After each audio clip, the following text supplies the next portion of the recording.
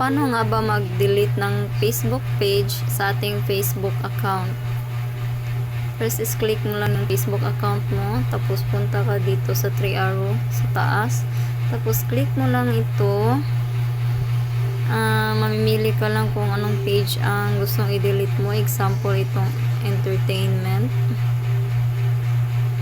At yun, napunta na tayo sa page. You know, like that, but like, hi, hello. That's taxpayer money, man. What are you talking about? Okay, so what?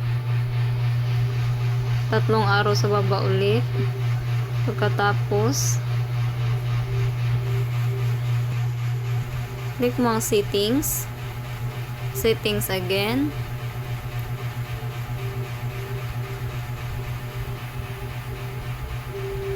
Pagkatapos, punta ka dito sa your information. Ito sa access and control. Ayan. Click mo ito. Then, delete page. Continue. Continue. Then, continue. Then, confirm mo lang yung password mo.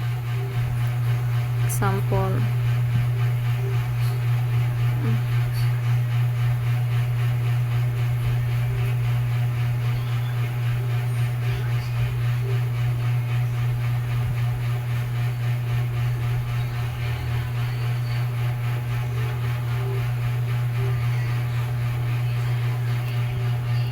Tapos continue.